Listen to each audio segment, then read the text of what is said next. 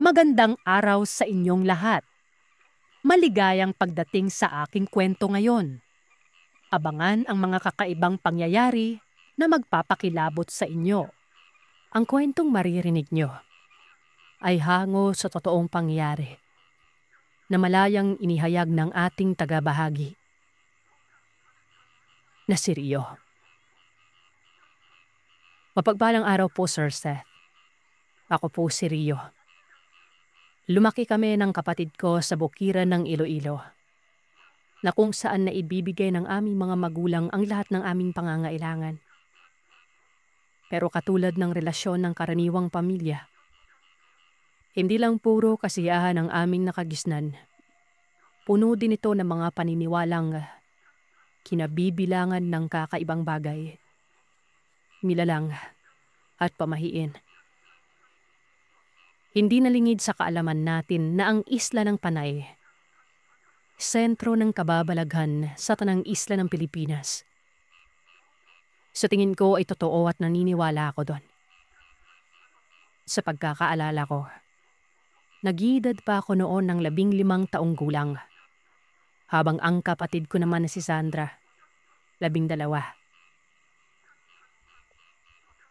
Usap-usapan lagi sa nayon namin ang patungkol sa aswang.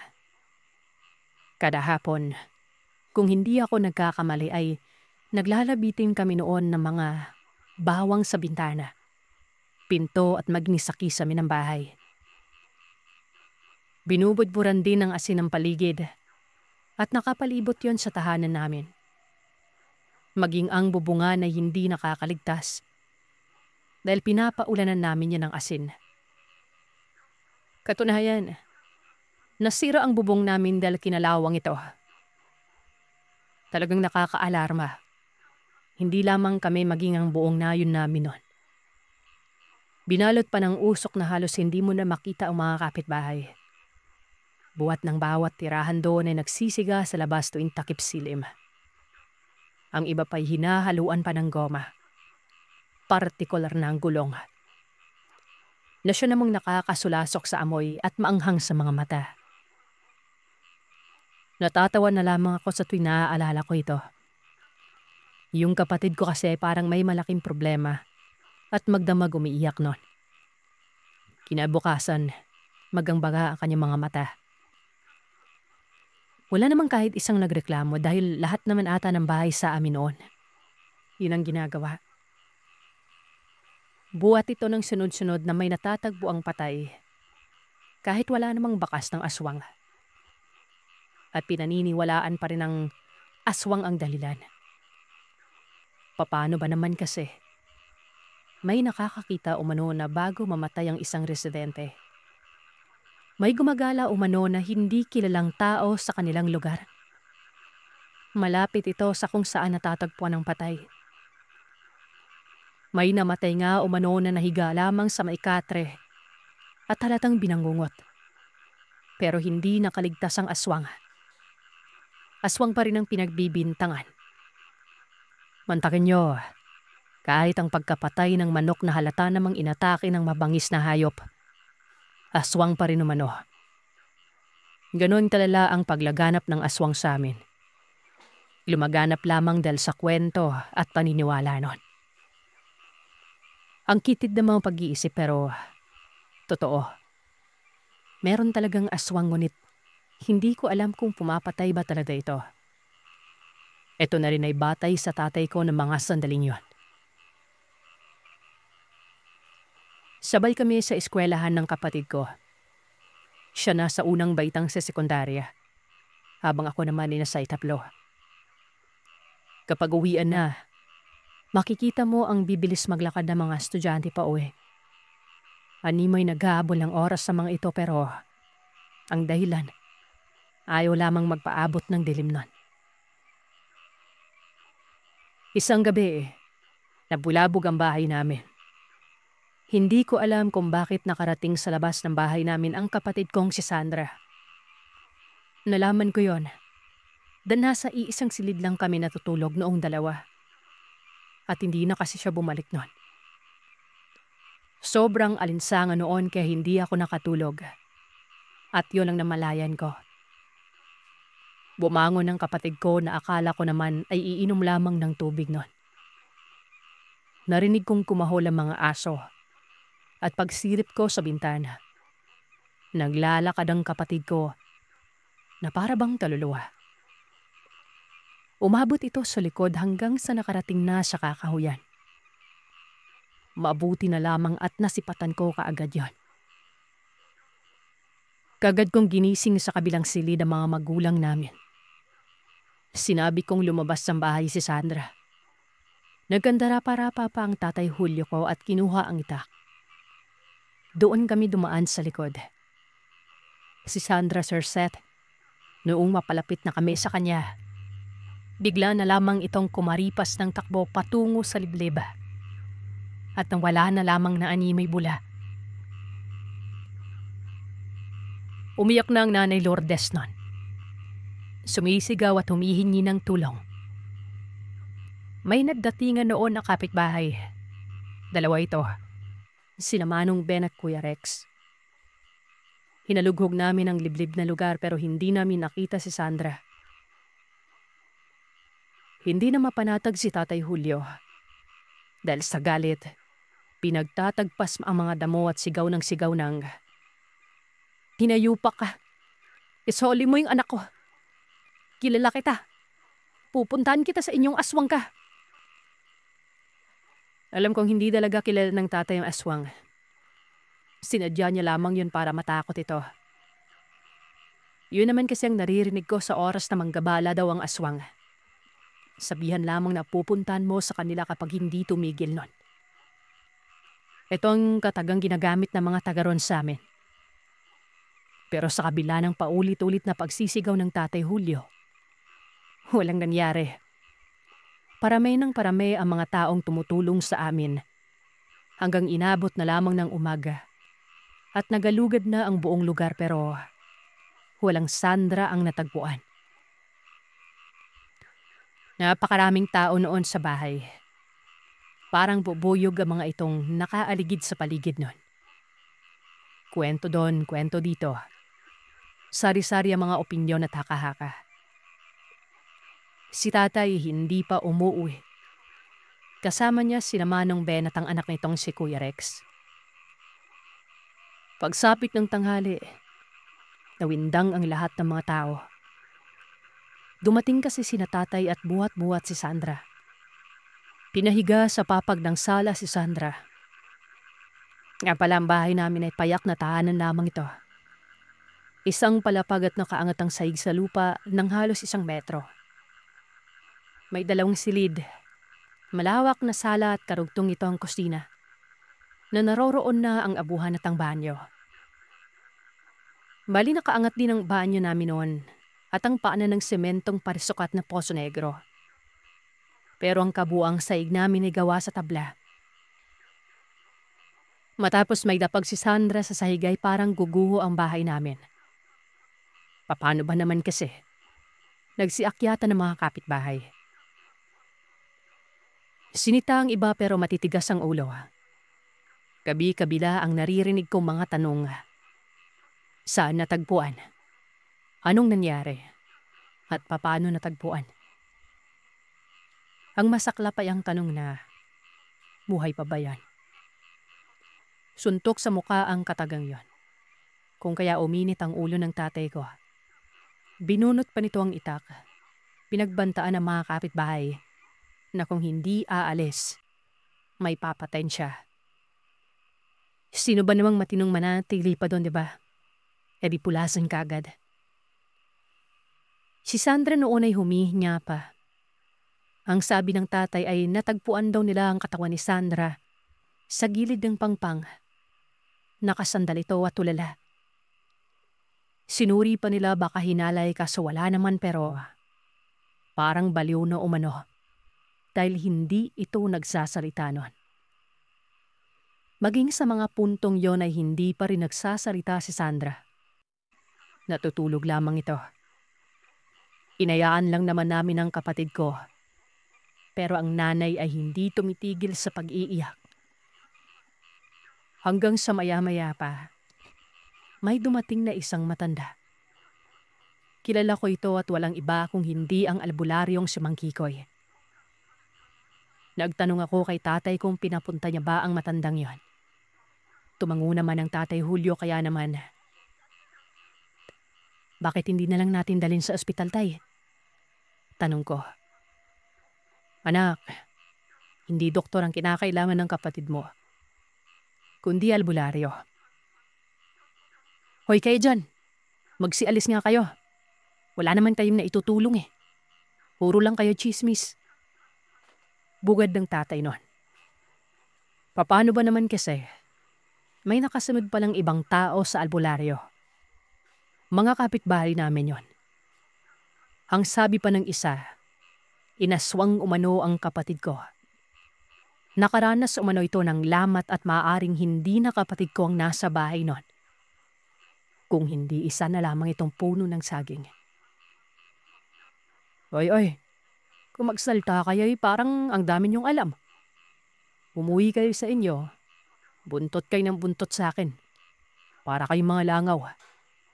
Sabat ng albularyo. Sa mga sandaling yon ay nagsialisan naman ng mga tao. Kami-kami na lamang sa bahay. Naroon si Manong Ben at Kuya Rex. Ito lang kasi ang malapit sa amin nun. Si Sandra ay hindi pa gumigising. Nanonood lamang ako noon pero aminado akong abot langit ng pag-aalala ko. May kung anong ginagawa si Mang Kikoy. Pinausukan ng kapatid ko. Napakatapang ng amoy nun. Maya-maya lang ay bigla na lamang umungol ang kapatid ko. Dumilat ang mga mata nito at bumangon. Napakasama ng itsura niya. Para itong papatay ng tao habang isa-isa kaming tinititigan. Nagtanong si Mang Kikoy kung may telang itim ba umano. Kahit damit, basta itim ang kulay. Kagad namang nakakuha ang nanay ko. Pinagtulungan nila tatay na pahigain si Sandra. Matapos nun, tinabunan ng mukha ng kapatid ko ng telang yon.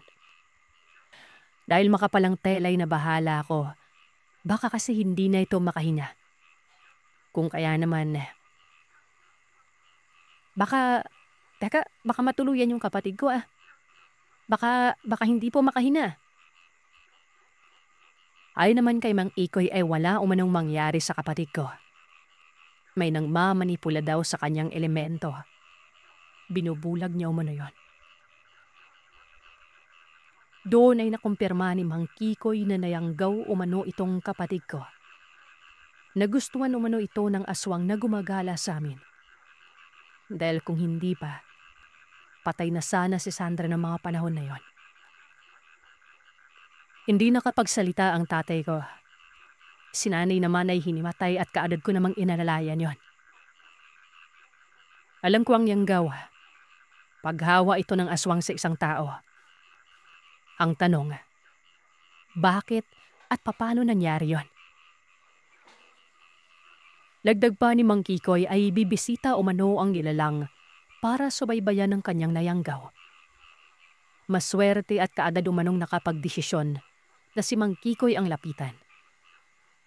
Maagang naagapan at hindi ito hahantong sa pagiging aswang ni Sandra. Dahil kung iba pa, malamang sa malamang ay wala daw mangyari. Mananatili umano si Mang Kikoy sa amin sa loob ng 1 linggo. Oobserba niya kung anong paraan ba ang gagawin niyang proseso para arisin ang yanggaw. Nagpatulong si Tatay Julio kay Manong Ben at Kuya Rex. Babantayan nila ang bahay tuwing gabi nun. Pumayag naman ang mga ito.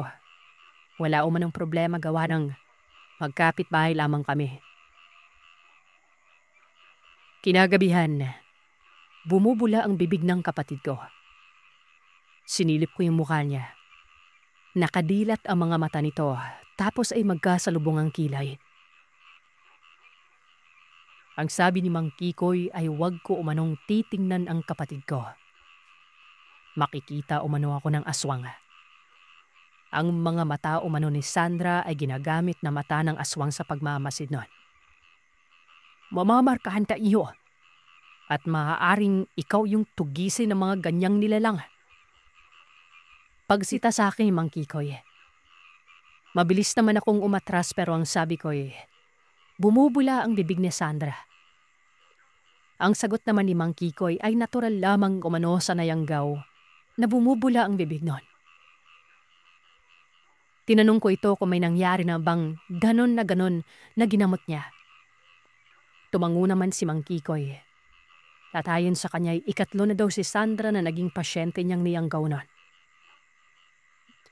Hayaan lamang umano na may nakatabon sa muka. Hanggang bukas pa umano yon. Nag-aalala ako noon gawa ng hindi pa pinapakain si Sandra. Sa isip ko ay baka lumala ang sakit niya. Pero hindi ko na yun sinabi pa kay Mang Kikoy. Siya kasi ang mas nakakaalam sa sitwasyon. Sina Tatay at Manong Ben ay naroroon sa labas noon, kasama din si Kuya Rex. Nagpapausok ito at walang tigil sa paghahasa ng kani-kanilang itak. Narinig ko kay Mang Kikoy na hamunin daw nila ang aswang sa pamamagitan ng paghasa ng itak nun. Nang sa ganon ay magpakita ito. Ang nanay ko naman ay nasa maayos na kalagayan na. Pero nakahiga ito sa may silid dahil mabigat pa ang pakiramdam. Hindi ako napapanatag nun. Pabalik-balik ako ng lakad mula kusina hanggang sala. Hindi ko malaman ang gagawin. Gusto ko makatulong pero ang tanong, sa papanong paraan naman? Inaantay ko lamang doon na may gawin si Mang Kikoy pero wala. Nakaupo lamang ito sa tabi ni Sandra. Pumipiyok-piyok na ang mga mata at halatang inaantok na rin ito. Na siya namang mas nagpataas ng tensyon na nararamdaman ko nun. Biro mo, parang tutulugan lamang ata ng albularyo na to yung kaganapang yun Hanggang sa maya-maya pa nakita kong gumagalaw si Sandra. Yung mga daliri sa kamay ay tila ba nang gigigil nun. Sa maniwala man kayo sa hindi. Bigla na lamang itong hinampas ng taluban ni Mang Kikoy. Tinamaan ang bisig at dahil malakas ay napaungol ang kapatid ko noon. Nagalit ako noon at hindi ko alam kung tama bang sinasaktan niya ang kapatid ko. Paulit-ulit na pinapalo ni Mang Kikoy si Sandra. Sina Tatay naman noon ay parang wala lang. Napabulong na lamang ako noon sa sarili ko na kapag may nangyaring masama sa kapatid ko. Ewan ko makakatikim talaga sa akin yung matanda na yon. Para bang gusto ko nang sapakin si Mang Kikoy ng mga sanaling yon. Awang-awa ako sa kapatid ko. Kahit pasaway at matigas ang ulo ng kapatid ko, ni isang beses ay hindi ko siya sinaktan. Mahal na mahal ko ito. Tapos ganun na lang kadali kong hampasin ng matandang yon. Mabuti sana kung mahina lang Sir Seth pero napakalakas nun. Sa kabila ng lahat ay pinili kong magtimpe. Hanggang sa hindi ko na naatimang nakikita ko, kaya bumaba na lamang ako ng bahay nun. Nagdabog ako at sinuntok ko pa ang saging doon sa gilid ng banyo namin. Kumuha ako ng itak. Kung totoo mang layanggaw nga ang kapatid ko at ang bibisita ay ang aswang, haharapin ko ito. Inabisuan pa ako ng tatay ko noon na wag daw akong pumasok sa may gubat. Ang likod kasi ng bahay namin, gubat na. Pero hindi ito yung gubat na antigo, kundi tipikal lamang nakakahuyan. Hindi ako nakinig noon kay tatay. Ano bang gagawin tay? Magantay na lang? Paano kung hindi magpakita ang aswang? Wika ko sabay talikod at takbo patungo sa gubat. Sa murang edad kong yon ay buo ang tapang ko. Buhat ito ng matinding tensyon na nararamdaman ko nun. Naisip ko kasi noon na baka mamatay ang kapatid ko. Kaya ang bahala na. Hindi na ako nag-iisip ng tama. Pagkapasok ko sa kakahuyan ay sinipat ko ang tatay. Sumusunod ito kasama sina Kuya at Manong Ben. Hindi na ako tinatawag, sa halip ay naririnig kong kinikis-kis nila ang kani-kanilang itak nun. Wala akong ibang gustong puntahan noon kung hindi ang Pangpang kung saan doon natagpuan ang kapatid ko. Nang makarating ako sa lugar ay kaagad kong ginalugad ito. Dumating din ilang saglit lang sila tatay. Akala ko pa nga noon ay pagdadalitan ako. Rex, Ben, maghiwalay tayo. Rio, sumama ka sa akin. Munggahin ng aking ama. Gumaan naman ang loob ko dahil sa pagkakataong yon ay alam kong kapareha na kami ng iniisip ng tatay. Gusto nang tugisin ng aswang kung totoo mang meron. Bumaba kami noon sa Pangpang. May ilog at binabaybay namin ang gilid nun. Sa pagkakaalam ko ay walang kabahay-bahay doon sa lugar. Paano ba naman kasi ay dito ako dati naliligo nung hindi pa naging matunog ang aswang na yan. Pero nanlaki ang mga mata ko nang may nasilayan akong bahay sa tawid ng ilog. Si tatay noon ay nakikita kong nagtataka din. Napakamot pa sa ulo at tumingin sa akin noon. Ang sabi ng tatay, parang wala namang bahay doon sa lugar pero papanong nagkaroon? Kung ako yung tatanungin, tay, wala akong maisasagot dyan. Katunayan na itatanong ko din po kung bakit may bahay dito. Tugon ko. Ang bahay na yun ay parang kakatayo lang. Pero napakarumi ng lugar. Yun bang itinayo lamang ng hindi man lamang inalis sa mga sagabal na damo? May maliit na daan ito. Paakyat naman ng bundok. Naaninag namin yun dahil maganda ang panahon at may sinag galing sa maliit na buwan. Ang sabi ni Tatay Julio ay tingnan umano namin kung may tao ba. Mukhang nakatapat pa ito sa taas ng Pangpang kung saan nila natagpuan ang kapatid ko. Tumangula ang mga ko bilang pagtugon. Dapat sa mga sandaling yon ay kinakabahan ako dahil sadyang nakakakilabot ang lugar. Pero hindi ako nakaramdam ng takot nun. Salip, pagkadesperado na parang gusto kong pumatay ng tao. Lalo na kapag naaalala ko ang paghampas ni Mang Kikoy sa kapatid ko nun. Hindi yun naaalis sa isipan ko. Nang makatawid kami sa ilog, bumati ang tatay. Magandang gabi. May tao ba dyan? Pwede bang makisuyo?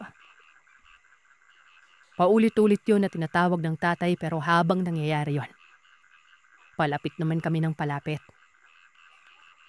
Tay, mukhang wala naman atang tao pero ang baho dito.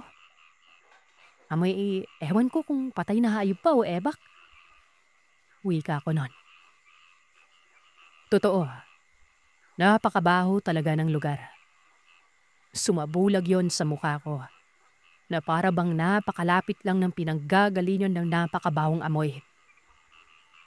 Medyo maalinsangan pa na para bang may paparating na ulan. Ayon kay Tatay Julio, may kakaibaw mano sa lugar na yon. Tingnan ko mano ang damo. Doon ka kasi tumingin, anak. Panay katakip sa ilong mo.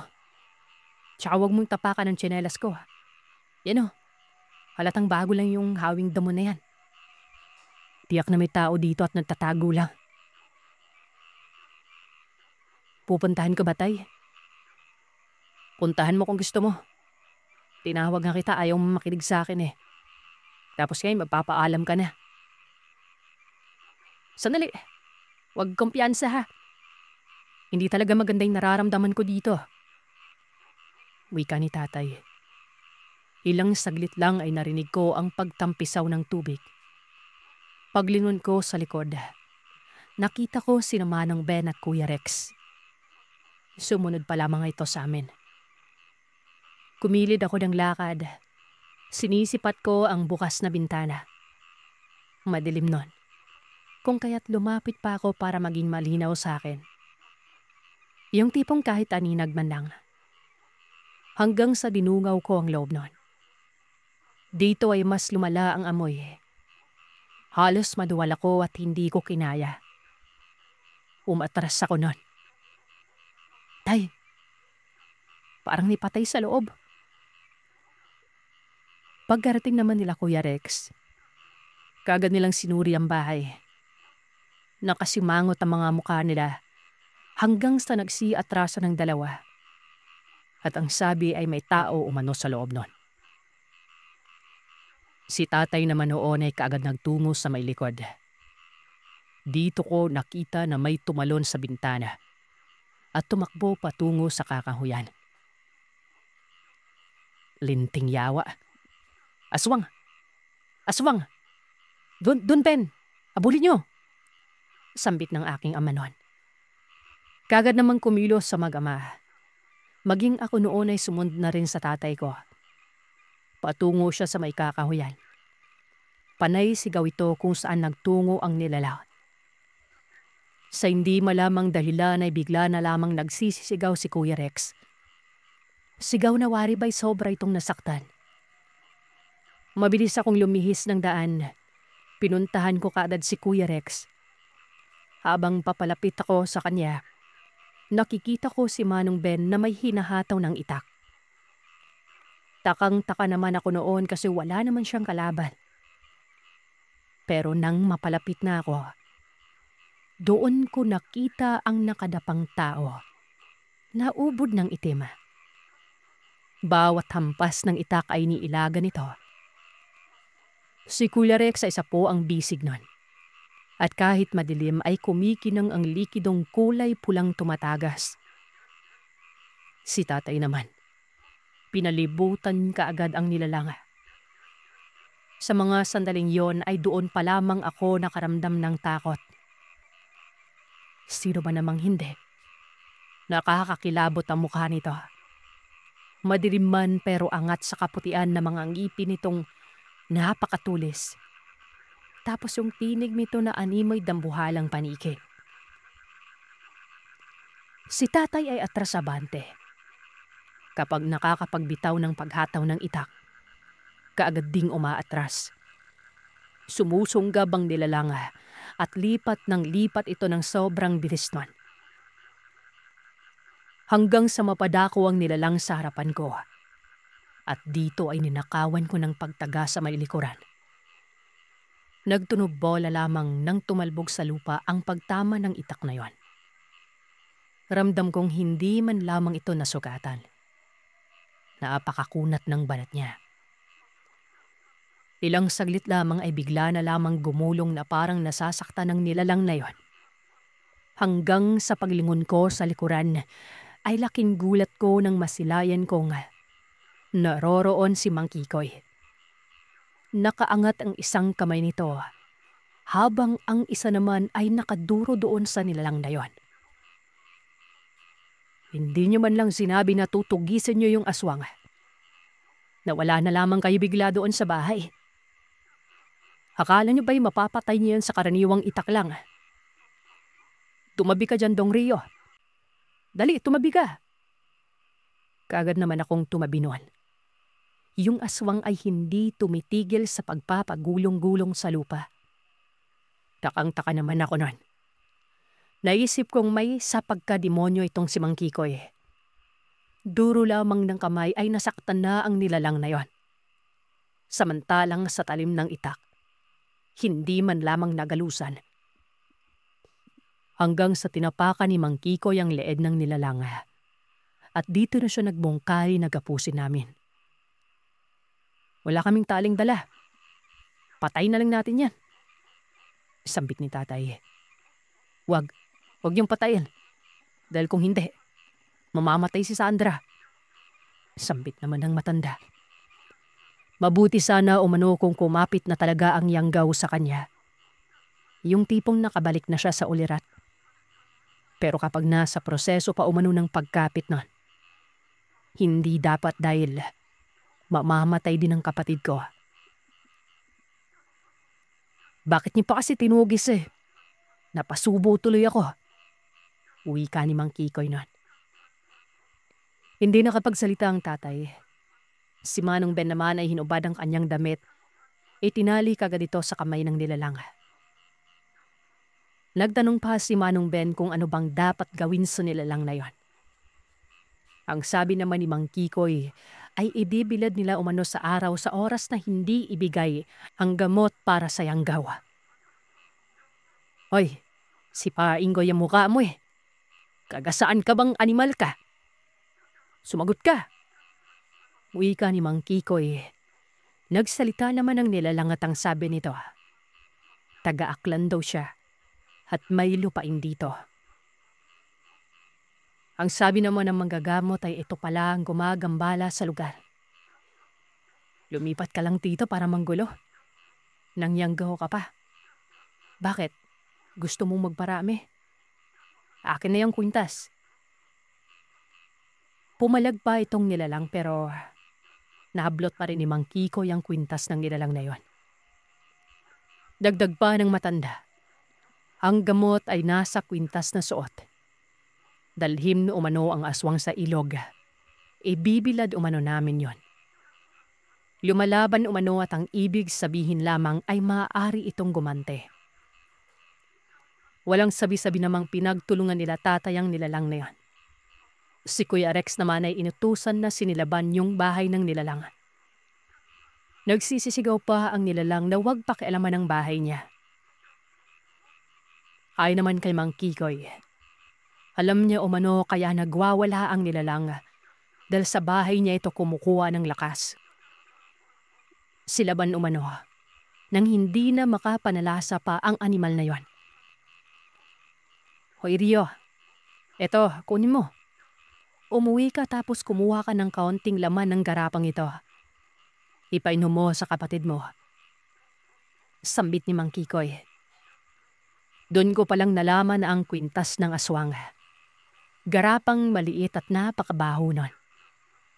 Nagtanong pa ako kay Mang Kikoy kung bakit naman ipapainom ay napakabaho. Tinanong na lamang ako nito kung gusto ko daw bang gumaling ng kapatid ko o gusto kong makitang pinaparusahan niya ito bago gumaling nun.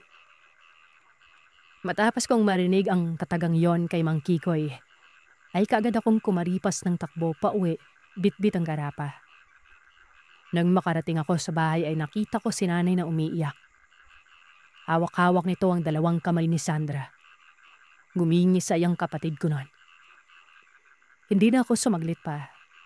Kumuha ako ng kutsara sa kusina at nilagyan ko ito ng ilang patak mula sa laman ng garapa. Nasuka ko. Hindi ko kinayang amoy. Sobrang baho talaga. Doon ko lang napagtanto na ang bahong naaamoy ko sa bahay ng aswang ay galing doon sa likidong nasa garapa na yon. Wari ba'y pamahid ito ng nilalang sa katawan niya. Matapos kong matansya ang laman ng kutsara, kagad akong lumapit sa kapatid ko.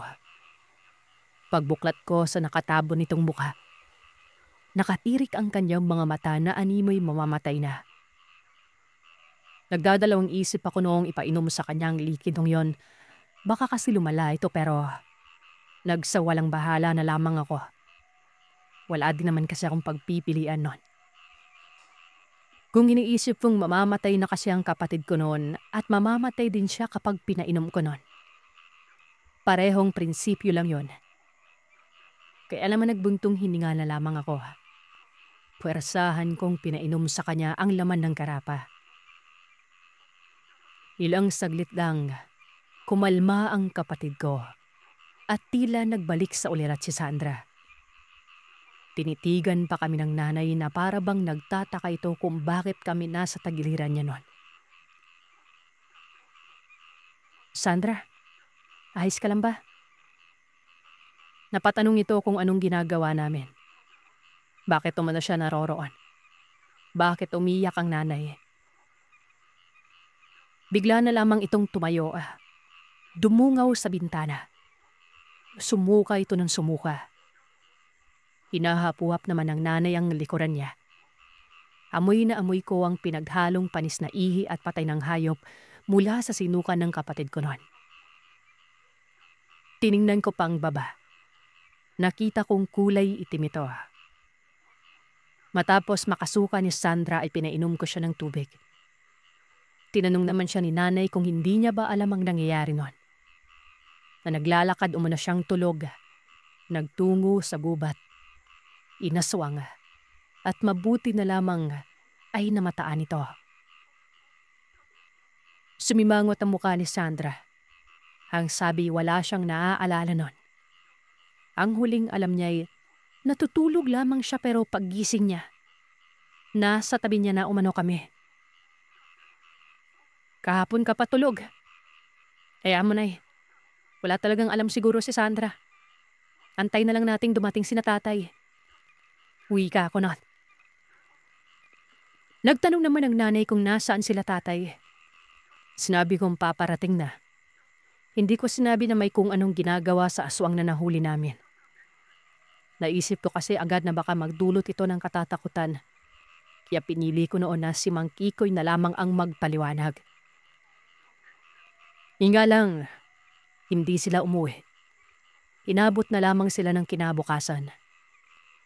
Angat na ang araw nang dumating sila. Kagad ko namang sinabi na gumaling na si Sandra. Ngumiti lang si Mang Kikoy. Si tatay naman ay tuwang-tuwa. Nagtanong ako kung anong ginawa nila sa aswang. Ayon kay Mang Kikoy, kinalagdan nila ito dahil nagmamakaawa.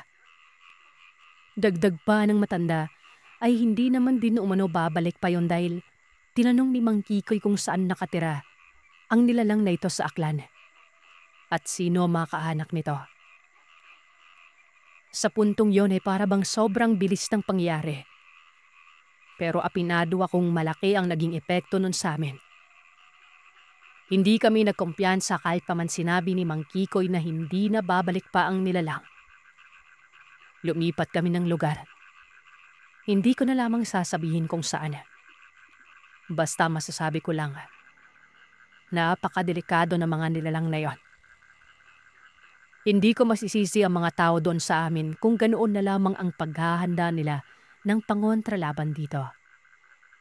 Pero namangha ako kay Mang Kikoy. Masasabi kong sa ngayon kung ikukumpara lamang siya sa mga albularyo sa kasalukuyan. Hindi hamak na mas magaling ito.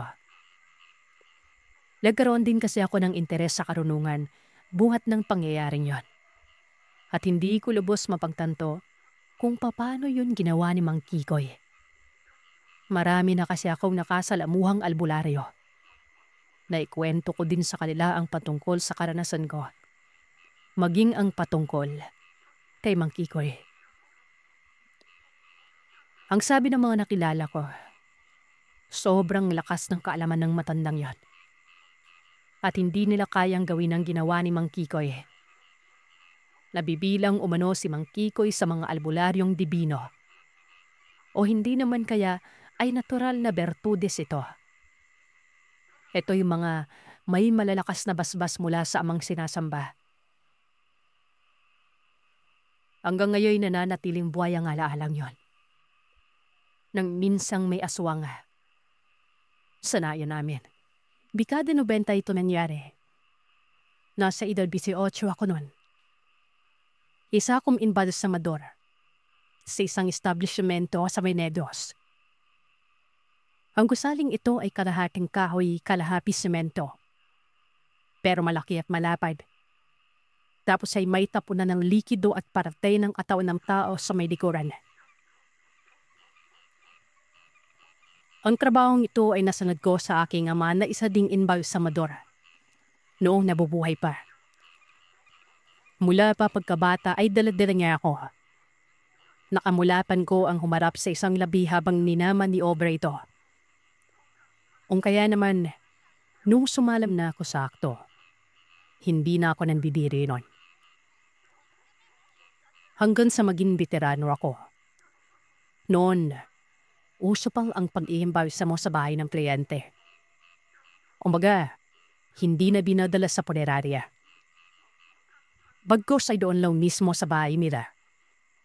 Lalo na yung nasa tagong lugar. Alam niyo, Sir Seth, itong mga patay, iisipin mo buhay pa. Doon nga na may mga episodes din ng mga bangkay. Maaring patay na ang utak pero yung mga kaugatan buhay pa yun. Pero natural lamang yung kabag, paggalaw ng baliri at sisipa. Pero yung magwawala, hindi na. Iba na yung nawawala. Na kung saan, ito ang una kong naranasan. Minsan noon, ako lamang naiwan sa laboratorio o morgue. Bigla na lang kumanabog ang hita ang yero. Sa sulok ito nakalagay na kung saan sa bahaging yan ay napakadilim. Kung malakalampag loob ng higaan sa may dulo. Pagkabukas ko ng ilaw, nakita kong gumadalaw ang patay na ito. Yung lamesa na pilad pa patungan nito ay dumidikit pa sa dinding na plywood. Na para bang mabubutas na yun. Siyempre, eko pala ang unang beses kong maranasan ang ganong tagpo. Kaya't kinirabutan talaga ako. Hindi ako lumapit dun. Pinitingnan ko lang talaga at ilang sadlik lang ay hunintula ito. Oo, Sir Sam. Sanay ako sa mga patay pero hindi ako sanay sa mga katatakutan. Kagaya na namang ng kababaradan. Pagsapit ng madaling araw noon ay dumating na ang karyerbo ko. May bago na lamang natin sa pangalang Erwin. Ito si Erwin ay may kwento din pero unahin muna natin yung akin. Sinabi ko sa kanya ang nasilayan ko. Aba, pinagtawanan na ako, Sir Sep. Ayon kay Erwin ay natural lamang umano na gumadalaw ang patay. Reaction lamang umano ito na mga kaugatan. Labtanaw ako sa kanya. Kung yung parang nagwawa ng reaction pa rin ba yun? Gawa ng ang nakita ko talaga nagwawala eh. Labi na isinilid sa malaking pelang ulay puti na nagwawala nun. Natahimik siya, Sir Seth. Labtanong ito sa akin kung alin ba umano sa mga bangay doon ang may ganong reaksyon. Sinamahan ko siya. 3 magkaasunod yun. Tapos ng pinakadulo ang tinuro ko sa kanya. Talaga? Nagwala? Tanong ni Erwin. Oo pre, nagwalahin ka dabi pre. Kaan ako pala baba mo ni. Teka, huwag ka namang makahalok ng vegan pre. Para ka namang ano eh. Pag-uusap naming dalawa. Nakahawak kasi ako noon sa balikat niya. Hindi ko alam na napisil ko siya. Tinapik ako ni Erwin at nagubiyapito ng magtamo noon. Sumunod ako sa kanya habang panapit doon sa bangkay na yon. Tinapaka pa niya pa ang paa nito. Tapos ay miyugyug ang lamesa. Mabigat kung kaya't hindi uhusog ang lamesa niyan. Doon pa lang, mapapaisip ka na talaga, Sir Seth, di ba? Bakal ang higaan ng mga patay pero mantaking nyo, yumugyog pala diwan. Nakakapagtaka, Lloyd. Kung ganoon, nilapitan mo ba? Hindi ako lumapit pre. Napakot na ako, di ba? 2 araw lang ito dito, Lloyd. Inapid lang ng kong silak, hindi binalikan eh. Buksan mo yung pela. Mongkahi ni Erwin nun. Ako noon ay nagdadalawang isip. Pero binuksan ko na lang Taravelin, Sir Seth. Para lamang itong natutulog. Buhay na buhay ang mukha. Sinubukan kong pisilin pero matigas naman yon. Umiiling ako noon hanggang sa maniwala man tayo o hindi. Dumilat bigla ang mga mata niya.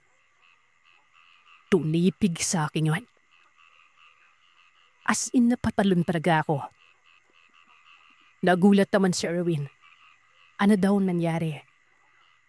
Sabi ko naman sa kanya ay hindi ba niya nakipan pumuka ang mga mata. Pinuro ko pa ito. Kaso, sa pagsipat ko doon. Aba, nakapikip na. Hindi naman siguro guni-guni lang yan dahil pisil-pisil ko yung kamay eh. Maninig pa yan eh. Yan pang parang bumelo sa pagbuka ng mata niya. Gaman na dinan. Mabilis akong lumayo.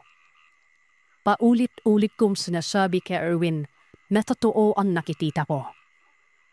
Pero ang sabi niya naman ay baka dulot lamang ito sa kakaisip ng nakakatakot. Kahit anong gawin ko, hindi ito naniniwala. Kaya yan, hindi ko na nang pinilit pa. Basta ako, aminado akong nakita ko talaga yun. Matanda na yung labi na ito at nadangnalam itong ironyo. Alam nyo, nakaranas na ako ng bubuka ang mata pero kasalukuyan naman itong binobombahan. Yun bang kinukuha yung likido sa katawan para makompress ang loob at ma-preserve doon. In walang hangin na tubig kasi ay hindi mabubulok ka pero kasama na dyan ang pagturok ng formalin. Miliblat ako noon. Ilang gabi din akong hindi nakatulog ng maayos dahil sa napita ko. Basta kapag pinipikip ko yung mga mata ko, nakikita ko yung imahe ng labi na yon. Nagpasalamat na lamang ako noon na wala na doon ang bangkay nang bumalik ako sa trabaho. 3 araw kasi akong hindi nakapasok lang. Wala na yung labi sa lamesang yon. Iba lang nakasalang. Babae na. Yun ang akala ko. Nang tanungin ko si Erwin, ang sabi niya inilipat niya daw sa likod. Doon ito sa tabi ng tapulan ng mga likido. May maliit na bodega kasi doon na ginawang freezer. Naroroon lahat ng mga labi na walang mga pamilyang kumukuha.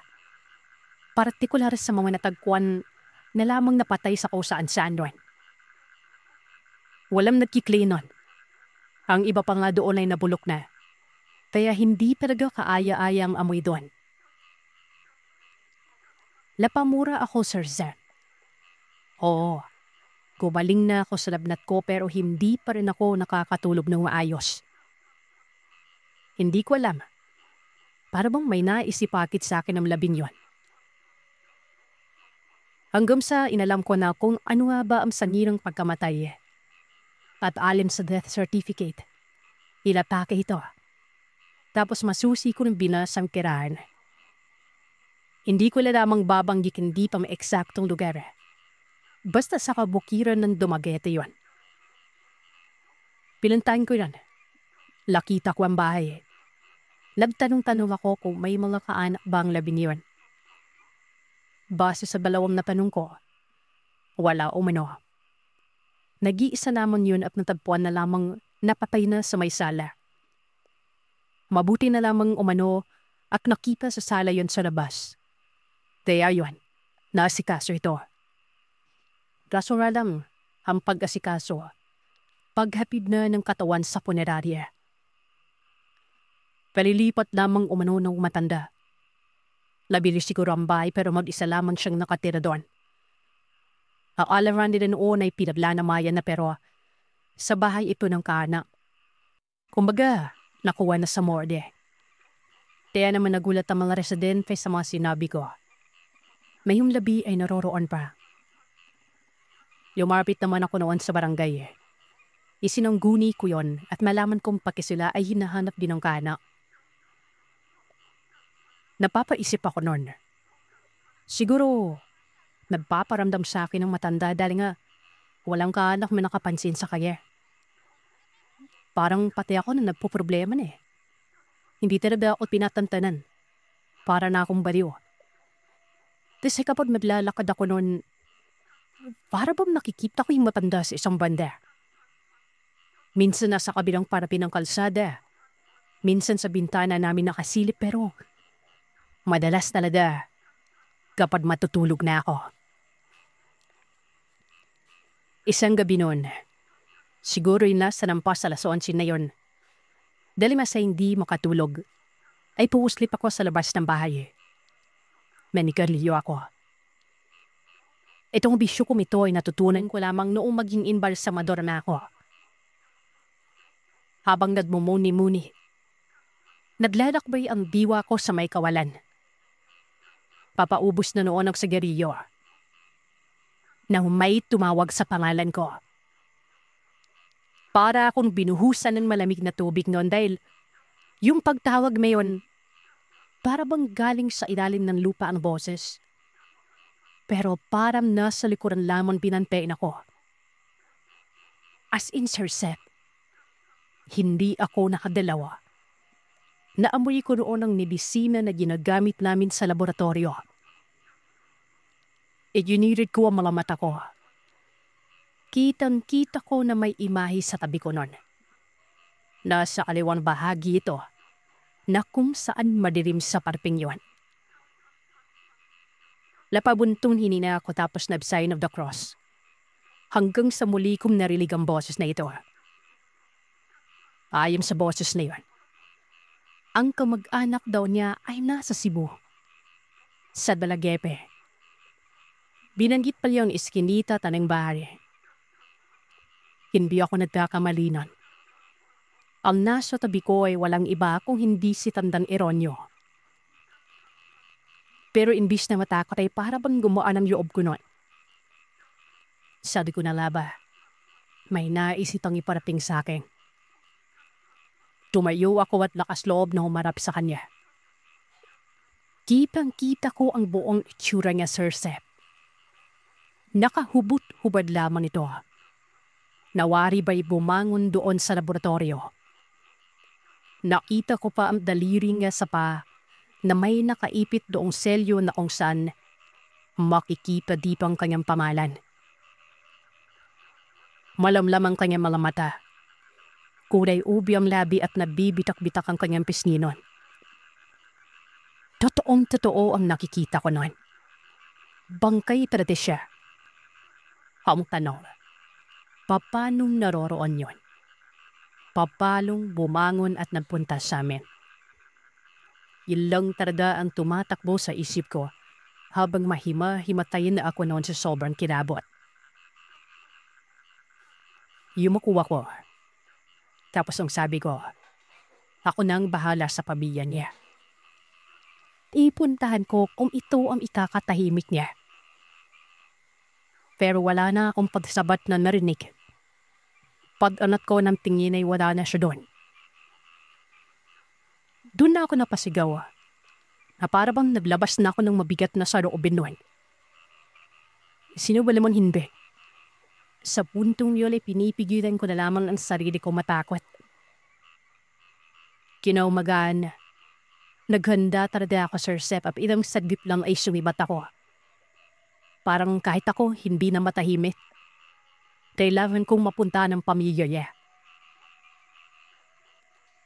Habang nasa biyari ako noon, para bang hindi ako nag-iisa. Parang kasama ko yung bangkay. Malamig ang katabi ko samantalang mainit naman ang panahon doon. Kahit na habang nasa sasakyan pang dagat ako noon, kasama ko siya. Nawala na lamang nito nang naroroon na ako sa Dalaget. Hindi lang ako sure mga agiliw kung Dalaget o Dalagete ito. Sa mga taga-Cebu dyan, ready po kayo mag-correct sa comment section. Totoo yung mga salaysay sa akin yung mga Eronyo. Detalyado. Detalyado kong naaalala yon. Basta binilang ko ang bahay ng makaraping sa Eskinita at yung bahay na pinutumbok ni Mang Eronyo. Yun niya ang pamilya niya. Maliit na bahay lamang ito. Sobrang payak pero magandang paligid. Lakilala ko ang asawa niya. Naitago na lamang natin sa palalangman ng Bill. Lim sabihin ko sa kanya nangyari ay umiyak ito ng umiyak. Doon ko nalaman ko anong dahilan kung bakit lumipat si Mon Eronyo. Umiiwas pala ito sa kanyang anak na babae kasi nga pinalayas yon. Lapagdudahan kasi na ng babae. May lakapagsumbong umano na may kasamang babae ito. Nagtaka ako nun siyempre. Matanda na si Mon Eronyo. Tapos yun ang iniisip ng anak. Andun sa ilang sadlik lang ay may dumating na magarang sasakyan doon. At may bumabang isang babae. Pinawag ito ni Manang Delnarnak. Hindi naman ako nagsalita noon. Habang nakatipig ako sa babae, inaantay kong sabihin na ni Manang Bell ang inihapid kong balita. May inaasikaso pa yung sa likod ng sasakyan. Tapos may kasama pala itong pila katiwala. Parang pangit yung ugali, Sir Sefe. Dawa nang sinisigawan din katiwala noon. Like ko anong pinabutas ito. Kadatabin sa kinikilos ng babaeng na may pagka-sarkastiko din. Yumapit sa kanya si Manang Bell at sinabi na ni Manang Bell ang nangyari sa padre de pamilya. Bigyan na namang yung umiyak. Lasaan ano ang kanyang ama. Ba't pa kasi umalis yun? Sinabi ni Mang Den na nasa Dabagepe at ang taong na nabisita ang nagati ng balita. Ilang sadlip na maibiglang nagalit si Manandel. Dinaryuan ang anak niya. Layan o mano napatay na ang tatay ay saka palang nag-alala. Samantalang noong nabubuhay pa ay kung ano-ano na lamang ang ipinaparating. Na kesyo kawatan, may babae, pero hindi naman totoo. Kesyo irresponsable pero hindi naman din totoo yun. Nagsusumikap daw si Mang Ironyo na makalaos lamang sila at makapagtapos ng pag-aaral ang mga anak niya. Mayon na may maraniyang buhay, lapakayabang na nito. Ikinakaya na umano sila. Hindi may sama sa mga okasyon dahil napingin ay madudunis at pulube. Sumawabi ng loob ko nang marinig yun. Balida di ako nagpaalam. Sabi ko pa, nasa punerarya lamang si Mang Ironyo. Habang naglalakad ako pa uwi ay kumnibat ang puso ko. Hindi biro yung mga narinig ko. Tayo na'y humusta sa pamilya pero dama kong hinanapit doon ni Manandel. Siguro may minabuti na lamang ni Mang Ironyo ang lumayo kaysa naman masaktan lamang sa mga litanya ng anak niya. Kaya pala hindi matahimik ang kaluluwa nito. Duwa na, may baong depresyon. Sobrang sakit pa na. May lalanawan natin ng isang ulirang ama pero naging pangit na sa mata ng anak nung magkaroon ng maraniyang buhay. Hey, doon niya Sir Seth ay masikaso nila minabi. Nagsawalang kibu ako nun. Pangit makialam pero si Erwin, sinabi ko sa kanyang sitwasyon. Ang totoo ay naniniwala na sa akin si Erwin nun, nakababala din na paraday na sisilayan na paramanasan ko. Di ko naman mahuhulaan kung saan nakatira si Mang Ironyo, di ba? Pero magmula noon, hindi na nagparamdam sa akin ang matanda. Ang susunod na kwento ay yung lumipat ako ng Bacolod. Pala, wala na akong mga magulang. Kapwa yumao na mga ito. Pero alam niyo ba, na ako din ang nag-imbalsa mo sa kanila. Umiyak nga ako noon habang ginagawa ko yan. Montakin niyo, nanay at tatay kong minamaimiyobra ko. Masakit di ba? Pero pinusto ko yun dahil nga nais ko silang masilbihan na nandun eh. Nais kong ako ang umalis sa kanila para mas presentable. Though lahat naman ang iniimbalsa mo ay may kaparehang turing pero mas gusto ko talaga noon na ako na lang para sa mga magulang ko.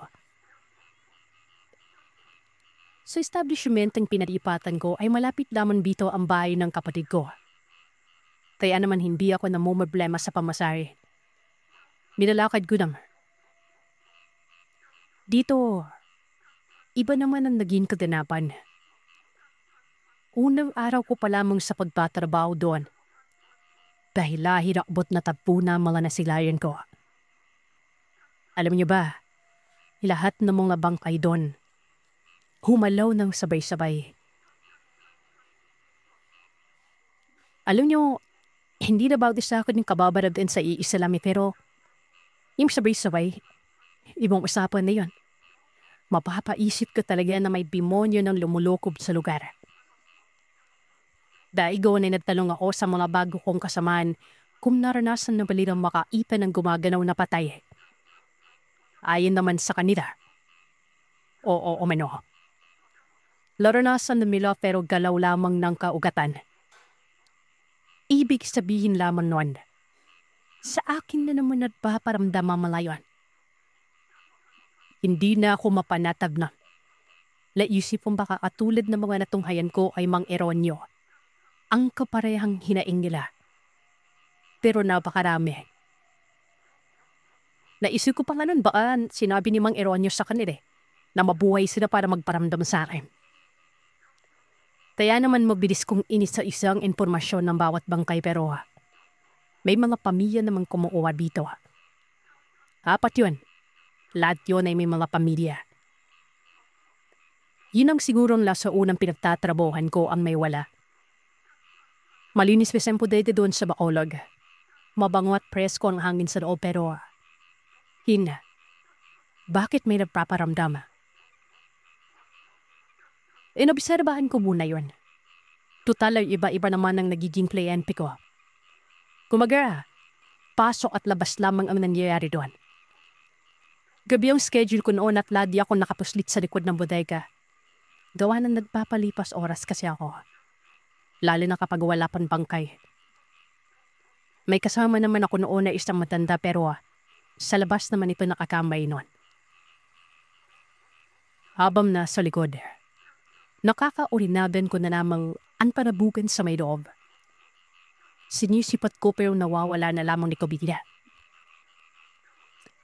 Hanggang sa nakarinig na lang ako noon ng iba't ibang boses na para bang malataong labsusumar mo? May umiiyak, sumisigaw at dalip na darik. Para ang baliw noon na wari ko ba? Hindi kaya epekto ito na mga nangyari sa akin noong una. Alam kong may nangyari na hindi maganda doon pero bakit ako lang ang nakakakita? Mabuti na malawak hindi naman pati sa pagtulog ko ay nagpaparamdam ang mga yon. Ang pinakamasaklap lang at nakapapanindit balahibo. Ayun minsan nakatulog ako. Doon lang ito nangyari sa mismong loob ng punerarya. Sa lamesa ito ng amo namin. May maliit na opisina doon. Handang sa nabisina ko dahil na siya ninay. Pagtapayo ko, nanlaki ang mga mata ko dahil nakakita ako ng napakaraming imahe ng tao. Lahat ay nakayuuyon. Pero nakaharap ang mga ito sa akin. May salamin doon na tumatago sa morgue. Kaya't tanaw na tanaw ko sila. Yung ilaw pa noon ay nagpapapaising be. Basta, hindi ako napadalaw. Yung pagpapatay hindi pa ng ilaw. Nawawala yung mga imahe pero habang nangyayari yun, parang palapit ng palapit sa akin ng mga ito. Dahil hindi ko na kinarya, tumakbo ako palabas. Nakita ko doon ang matandang kasama ko na itago na naman natin sa pangalang Carlos. Nakahiga ito sa mahabang upang semento. Sinabi ko sa kanya na may kakaiba sa loob. Nakakakita ako ng mga imahe. Kumunap lamang ang mukha niya. Bumangon ito habang umiiling-ilingan. Sabi niya, baka guni-guni ko ng umana yun. Totoo mo sinasabi ko, Carlos. Kung gusto mo, puntahan niyo pa. Tuwayo naman ang matanda at pumasok sa loob noon. Ako noon ay nabantay lamang sa labas. Bumalik siya tawa ng tawa. Baka mga kortina lamang umano ang nakikita ko noon. Mga tela kasi ang pumapagitan sa bawat lamesa. Pero sa mga sandaling yun ay nakatiklop ang mga ito. Pero giniit kong hindi kortina ang nakita ko eh. Siguradong ako, Sir Seth. Mala imahe yun. Sige. Mo ito, naniwala na ako sa'yo. Pero takot sa multo. Trabaho laping yung matasikaso ng bangkay, Lloyd. Kala ko'y veterano ka na. Parang yumanabas na baguhan ka pa eh. Bumalik ka ba sa loob at baka kulang ka nang sa tulog. Hindi na lamang ako napisalita doon. Bumalik ako sa loob. Masuri kong nilibot ang morgue. May isang bangkay doon. Hindi pa nalilinis. Without kasing 24 oras nun. Ito na rin ay base sa pakiusap ng kliyente. Gawa ng may tradisyon silang sinusunod.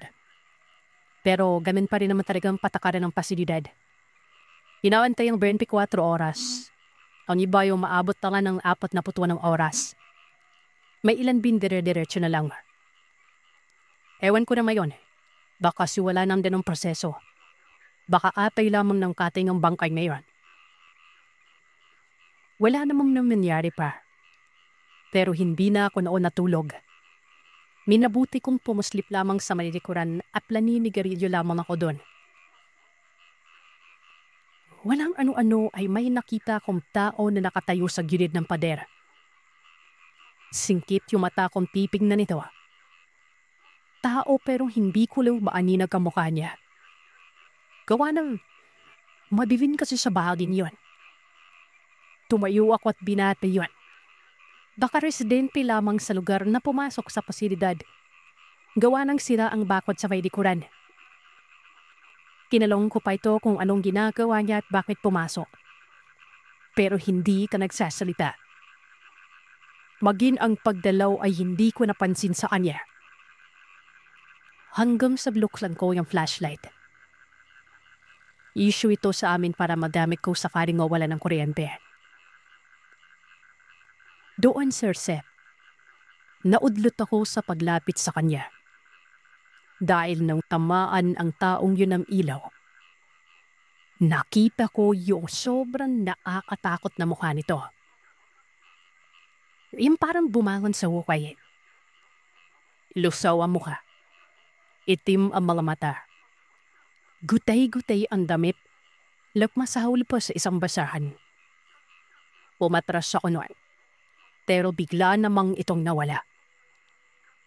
Hanggang sa may nabanda ako. Sa may likuran ko.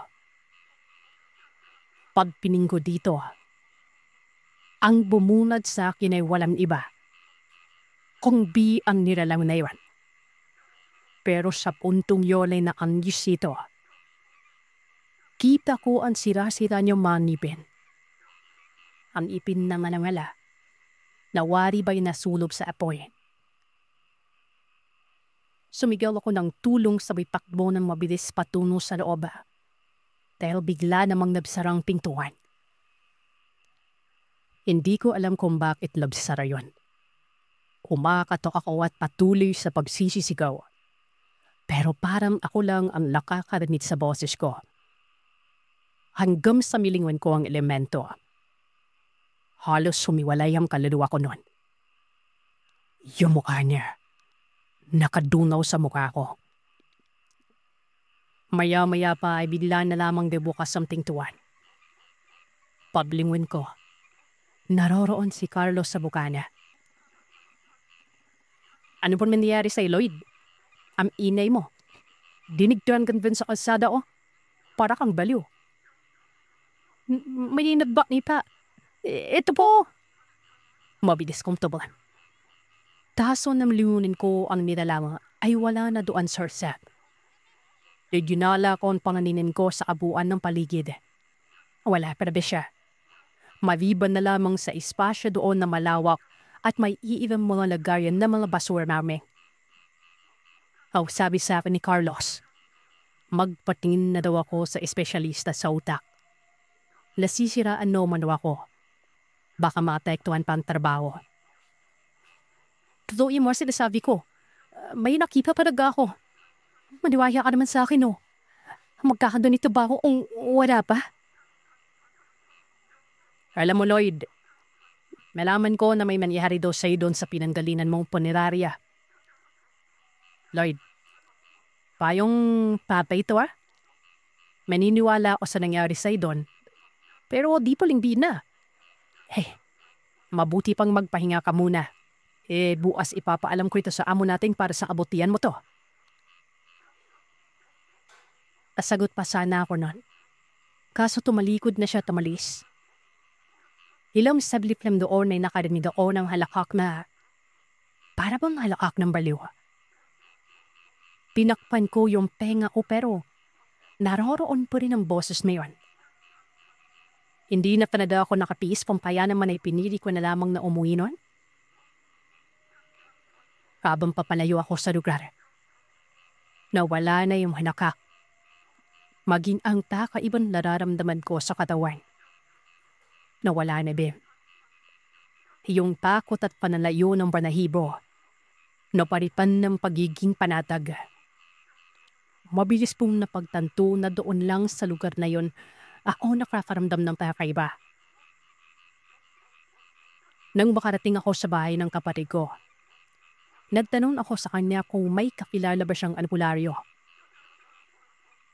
Sabi naman niya ay meron naman pero malayong bahay. Sa bukid umano ito. Katunayan ito daw ang nilalapitan nila sa tuwing ipapairot ang kanyang anak noon.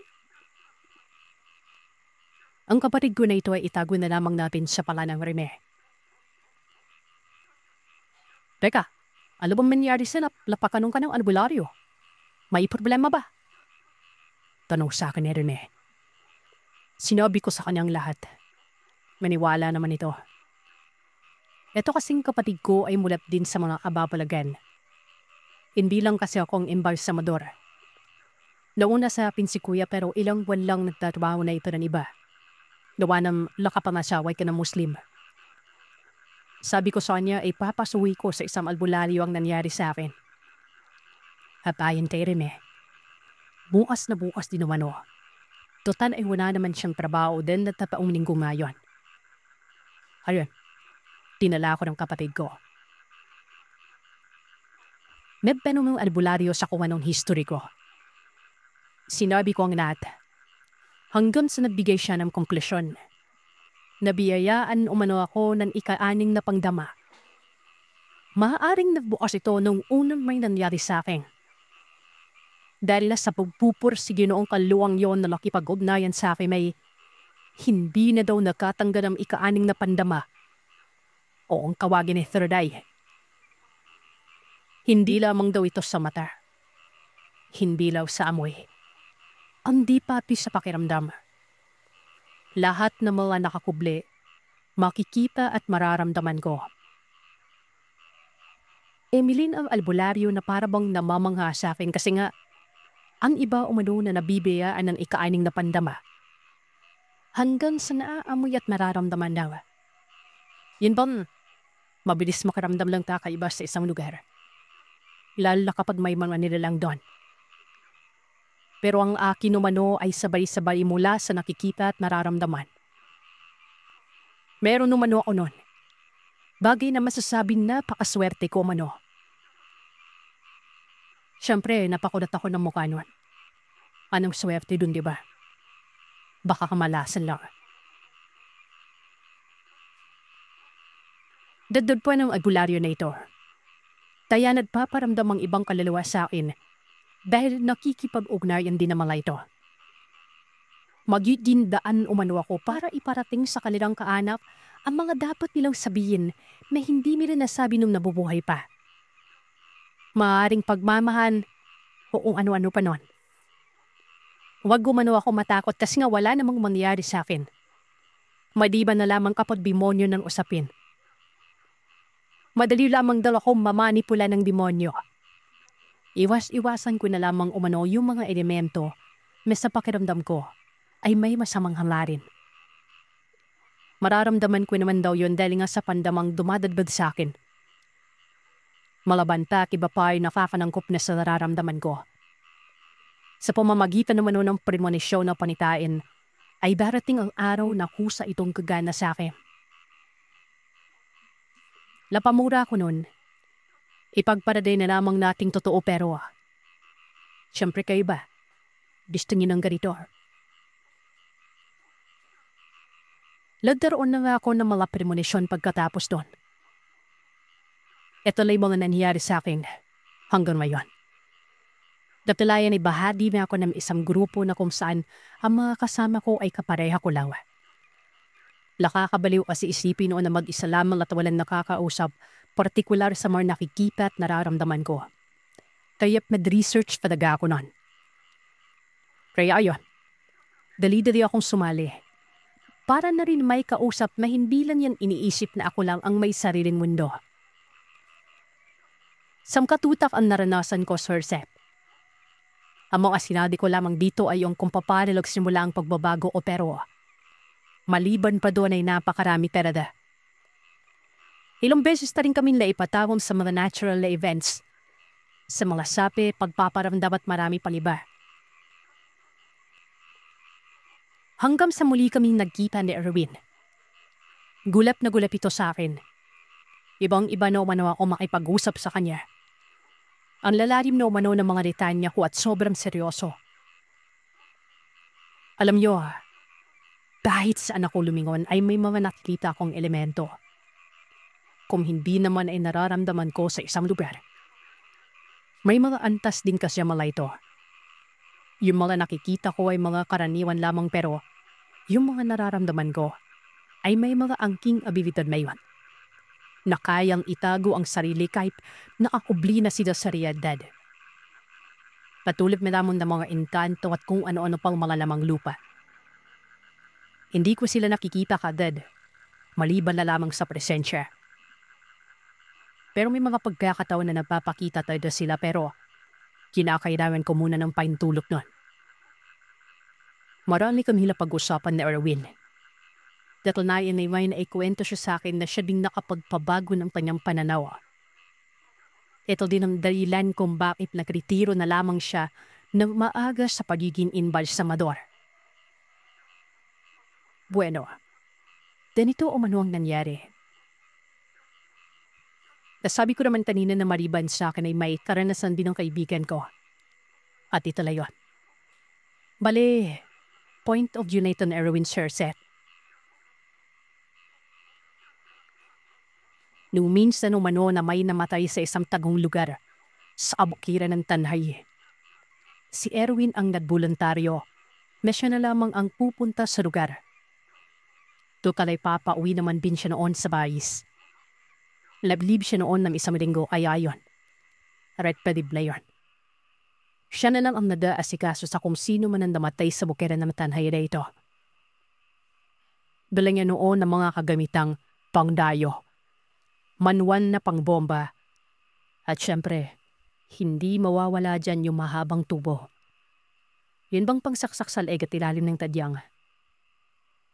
Stainless to para kunin ang likido sa loob ng katawan at higit sa lahat, yung formalin. May kasama naman siya na anak hindi umano nang namatay. Ang pangalan na itago na lamang nating Batan. Binata pa ito sa pagkakatansya ni Erwin. Sinundo siya nito at dito din nagpaalam na may patay sa kanila. Medyo weirdo daw itong si Batan sa kadahilan ng tinatanong niya kasi ang mga impormasyon. Kagaya na lamang ng kung ano ang ikinamatay. Tapos ilang taon na ang namatay at higit sa lahat. Kailan nangyari? Siniguro kasi ni Erwin noon at baka ilang araw na ito at matigas ng katawan. Mahirap kasi imbalsamoy ng panis na. Pero sa kabila ng mga katanungang yon, ay hindi daw kumikibo si Batan. Nakatuon lamang ang atensyon nito sa iba habang sakay-sakay sila ng CRS bus. Pero ang ibang katanungan kagaya na lamang ng bakit hindi niya nalang ipapackage para may mga ilaw na din? Nang sa ganun, presentable yung lamay. Sabi ni Batan, sila na lamang daw ang bahala doon. Basta imbalsamuhin lamang dahil may mga kaanak na darating para sa lamay. Pero kahit nagsasalita si Batan, partikular dito, weirdo pa rin pakinggan. May kabigatan pa ang boses na parang galit. Samantalang noong nakipag-usap ito, sobrang lumanay naman magsalita nun. Magpaganon pa man na hindi na lang pinagtuunan ng pansin ni Erwin. Parang ang hindi nagdadalamhati itong si Batan kasi wala naman siyang nakikita sa mukha nito na palatandaan. Kagaya na lamang ng pagkabalisa, pamamaga ng mata at kulang sa tulog. Nang makarating sila sa Tanhay, sumakay pa sila ng habal noon ng halos 1 oras. Ayon nga kay Sherwin ay akala niya malapit lang.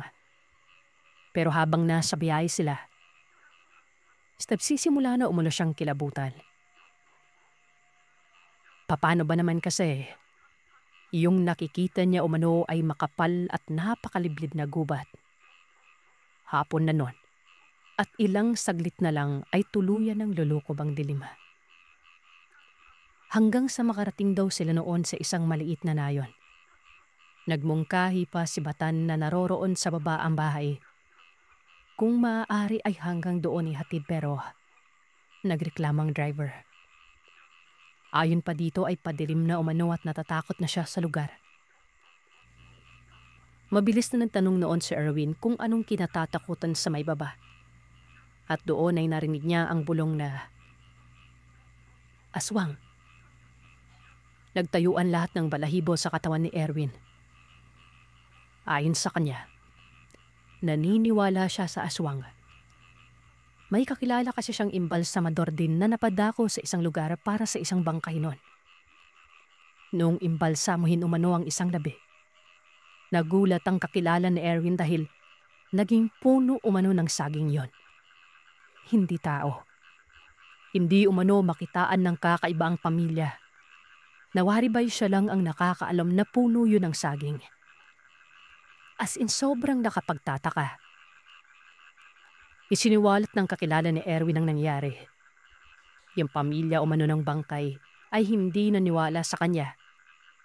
Katawan umano ito ng tao at hindi saging. Hanggang sa may nagsalita umano noon na isang matanda. Paulit-ulit niyang sinasabi na kinuha na umano ng aswang ang orihinal na katawan noon. Pinalitan ito ng saging. Pero ayaw daw maniwala ng mga ito. Ngayon, ang imbalsamador na ang pumapatunay. Walang nakakibo sa pamilya. Hanggang sa nagmungkahi ang matandang yon na idaan sa bintana ang labi. Pagtulungan umanong buhatin ito. At doon matapos lang maitawid sa bintana, ay sumambulang ang matabang puno ng saging. Ipinaliwanag ng matanda ang nangyari. Iniwan kasi ang labi habang inaantay ang imbalsamador. Dapat ay binantayan ito, lalo pat may aswang sa kanilang lugar. Wag na lang umasa na makukuha pa ang labi ng kaanak na namatay dahil naniniwala ang matandang yon na kinain na ito ng mga balbal. Ayon sa kaibigan ni Erwin, yung matanda ay isang albularyo. Mula nang malaman ni Erwin ang tagpong yon, ay naniwala na siya sa aswang. Mantakin niyo, Sir Seth. Puno ng saging ang iimbalsamuin sana. Aminado si Erwin na takot na talaga siya nun. Umalis ang driver ng habal. Sila na lang ni Batan ang magkasama. Napakatahimik kumano. Kinakausap niya pero ayaw magsalita. Ang problema pa dyan ay hindi nagdala si Erwin ng flashlight. Hindi niya inaasahan na hindi pala abot ng kuryente ang lugar. Kala pa nga niya, pagkatapos bumaba ay naroroon ang bahay. Abay naglakad pa sila sa gilid ng nagtatayugang mga puno noon. Hanggang sa makarating umano sila noon sa isang bahay. Medyo may kalakihan pero gawa lamang sa puno ng kahoy. Isang palapag pero nakaangat ang sahig sa lupa. Ang ilaw ay galing sa ilaw ng Petromac. Nasa likod ito ng bahay kung saan naroroon ang isang higaan na may nakahimlay na labi pero nakataklob ng kumot. May mga tao doon, nakasilip sa bintana. Binati niya ang mga ito, pero sumagot lamang ng pagtango. Hindi makikita sa mukha ang pagdadalamhati, kagaya ng napapansin ni Erwin kay Batan. Nang iyuko ni Erwin ang ulo para sipatin ng kabuuan ng likod, may tao doon na nakaupo sa bangkito. Matandang lalaki ito na parabang nagmumuni-muni. Dumiretso na lamang siya doon. Aminado siyang may kakaiba sa mga tao. Hindi man lang siya pinaakit ng bahay. Maraming beses na kasing napadako si Erwin sa iba't ibang lugar para mag-asikaso ng labi pero doon pa lang siya nakaranas ng parang may mga sariling mundo. Bukod pa dyan, doon pa siya nakaranas ng sobrang kilabot. Dala-dala niya kasi sa isip ang sinabi ng habal driver. Maging yung mga ikinuwento sa kanya ng kanyang kakilala. patungkol sa aswang. Binati ni Erwin yung matanda. Sumagot din naman ito ng bati at sa pagkakataong yun lang ata ang nakita niyang matino sa lugar na yon. Nagpakilala ito sa pangalang Paro. Nagtanong pa kung siya na ba ang imbalsamador. Tumango naman si Erwin. Dagdag pa ng matanda ay binabantayan umano nilang labinon. Kagad na alala ni Erwin ang mga sinabi ng kakilala niya. Bantayan ng labi habang hindi pa dumarating ang aasikaso dito. Nakakaramdam siya ng pagkakapareho. Pero ang tanong, pareho nga ba? Nilapag niya ang mga kagamitan tapos nagtanong sa matanda kung may tubig ba. Tumayo naman ang matanda at kumuha ng 2 balde ng tubig. Ipanglilinis ba ng bangkay? Oo. Liliguin lang para nakasanitize po. Ako ang naghanda ng tubig kasi. Alam ko naman na gagawin mo talaga yon. Sagot naman ng matanda. Napansin ni Erwin na maraming bahid ng dugo ang kumot. Amoy lang sa din ito. Magtatanong sana siya pero minabuti niya na lamang na alamin sa pamamagitan ng pag-alis sa kumot. Napaubo noon si Erwin. Sumambulag kasi sa kanya ang kakaibang amoy. Bukod pa dyan, gulat na gulat din siya sa kalagayan ng labing yon. Nakahiwalay ang ulo nito sa katawan. Pugot ito. Nakadilat pa ang mga mata na parabang galit na galit ito. Anong nangyari dito? Bakit pugot ang ulo, Manong? Tanong ni Sherwin. Sasagot sanang matanda kaso parang naudlot yun. Nakatingin ang matandang yon sa itaas ng bahay. Pag-angat umano ng tingin ni Erwin, nakadungaw pala doon ang ilan sa mga miyembro ng pamilya. Napakaseryoso ng mga mukha nila. Hindi man lamang natakot sa kalagayan ng labi. As in kalmado lamang ang mga ito. Pero nagtataka siya kung bakit ganoon ang reaksyon ng Manong Paro. Nagduda siya noon. Hindi kaya may nangyari sa padre de pamilya? Hindi kaya pinatay ito at pinagutan ng ulo? Mga tanong sa isip niya noon. At pinagtatanto niya na baka ito ang dahilan kung bakit ganoon ang reaksyon ng pamilyang nasa loob ng bahay. Maging si Batan. Simulan mo na lang, Dong. Sambit ni Paro. Tumango lamang si Sherwin. Hindi naman siya takot sa nakikita niya. Sadyang nagulat lamang siya sa kalagayan ng katawan. Hinubaran niya ng damit. Matigas na ang katawan nito. Kung daliri pa sa kamay ay tila ng gigigilyon na para bang pumersa yon bago malagutan ng hininga. Pinaliguan niya na ito. Yung ulo daw ay parang buko na gumugulong-gulong sa katre. Matapos malinis, niligo niya ng medisina hanggang sa tinarak niya ng tubo dun sa tiyan. Gawa nang wala ng dugo ito halos. At putol ang ulo nun. Matapos mabombahan at malabas ang mga likido sa tiyan, pansin niyang parang gumagalaw ang tiyan nito. Sa bandang sikmura yon. As in parang may gumagapang sa loob. Kinapa niya naman yon pero nawala na lamang ito bigla. Napapailing na lamang umano si Erwin. Noon pa lang siya nakakita ng labi na may kung anong gumagalaw sa tiyan na parang isang daga. Isinaoli niya ang ulo. Tinahi ito ni Erwin. Yung matandang si Paro naman ay lumapit at singkit matang nakatitig sa mukha ng labinon na parabang may sinusuri ito.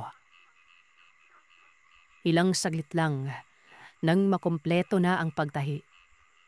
Bigla na lang gumalaw ang labi na yon. Inangat nito ang kamay at humawak pa kay Erwin. Nagulat si Erwin nun. Yung matanda naman ay may kung anong tinatawag na katagasabay dampi ng palad ito sa leeg ng bangkay. Doon palang bumitaw ang labi nun na para bang nagbuntong hininga pa ang labi at kumalma. Sabi pa ni Erwin, yung naranasan ko umano na paggalaw ng labi na may kasamang kababalagan, nakaranas pa siya ng higit doon. Mantak nyo, humawak pa talaga sa kanya. Malakas daw ito. Napaka-imposible kasi gawa ng matigas na yon. Bagamat hinilot ni Erwin ang mga buto para mapantay ang katawan pero matigas pa rin yon. Ang mga tao daw na nakasilip ay wala na doon sa may bintana.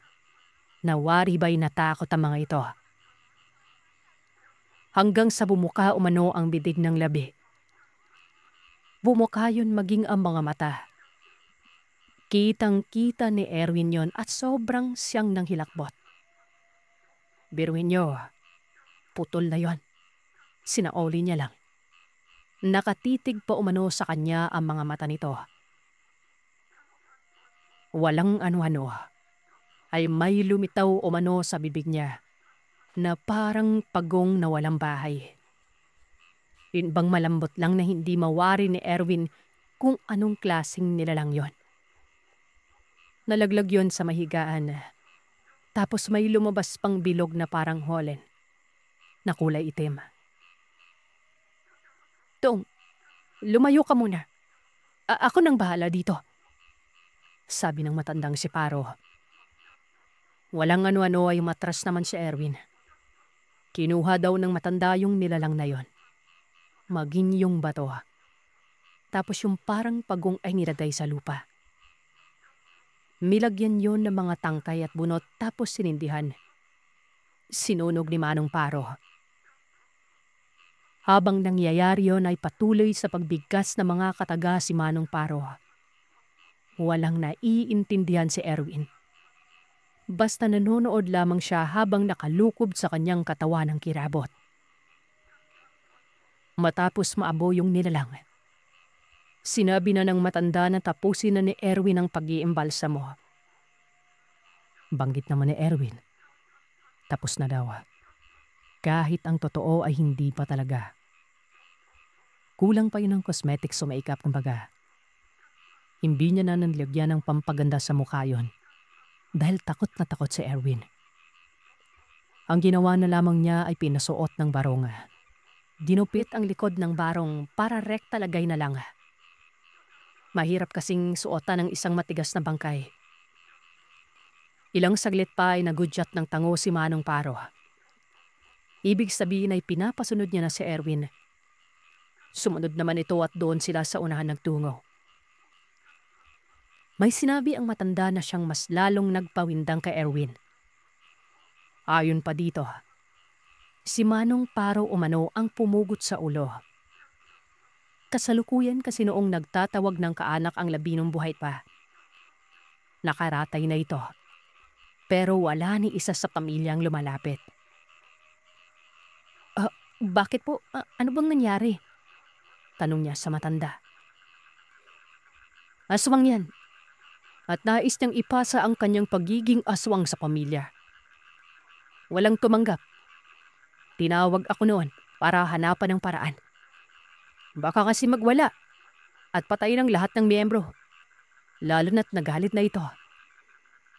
Napamura na lamang si Erwin noon. Oo, nakarelate umano ang pangyayari sa nakaengkwentro sa kanya ng kaibigan pero hindi ninakaw ng aswang ang labi at pinalitan ng saging. Bagkos, ang labing inasikaso ni Erwin ay yung mismong aswang. Dagdag pa ni Manong Paro, walang ibang paraan kung hindi ang patayin na lamang ito. Pinugutan niya kaagad ng ulo para rekta sa pagkamatay at hindi na mabuhay pa. Albularyo umano ang matanda. At kaya ito nakabantay habang inaasikaso ni Erwin ang labi. Dahil alam ng albularyo na isa sa uli ang ulo nun. Posible kasing mabuhay. Nagpapasalamat na lamang noon si Manong Paro dahil hindi nabuhay. Ang buong akala niya kasi mabubuhay pa uli yon. Pero inilabas lamang nito ang binhi ng aswang, kasama ng nilalang sa loob ng sikmura. Ito yung parang pagong. Lahat ng ito ay batay lamang sa mga narinig ni Erwin doon sa matandang yon. Sa isip-isip na Erwin, yan siguro yung gumagalaw-galaw sa tiyan niya ng bangkay. Basta, matapos lang makapag-usap ay umalis kaagad si Erwin. Hindi na ito nagpaalam pa.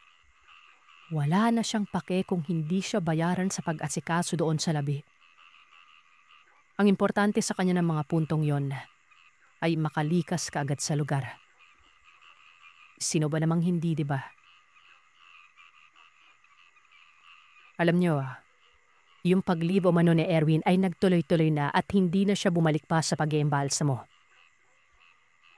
Ayon pa kay Erwin, marami na siyang naririnig na kwento patungkol sa mga yanggaw-yanggaw na yan na kesyo may pinapalunok na bato. Kesyo laway lang na inilalagay sa tenga pero hindi noon naniniwala si Erwin. Dahil alam niya umano kung ano ang ipapasa. Bato. Pero may kasamang nilalang yon. Hindi sisiyaw at hindi suka na napakabaho. Kung hindi nilalang talaga na para umanong pagong. Ito ay base sa kanyang karanasan. Para sa akin naman, maraming klase kasi ang yanggaw. Siguro naiiba lamang yung nakita ni Erwin. Pero magpaganon pa man, pareha lamang ang kalalabasan. Ito ay walang iba kung hindi ang pagiging aswang. At iyan ang kwento ng aswang para sa araw na ito. Salamat sa inyong pakikinig. Huwag kalimutang mag-iwan ng komento at sabihin sa akin kung ano ang inyong naisip. Hanggang sa susunod na kwento, matulog kayong mahimbing. Kung kaya ninyo,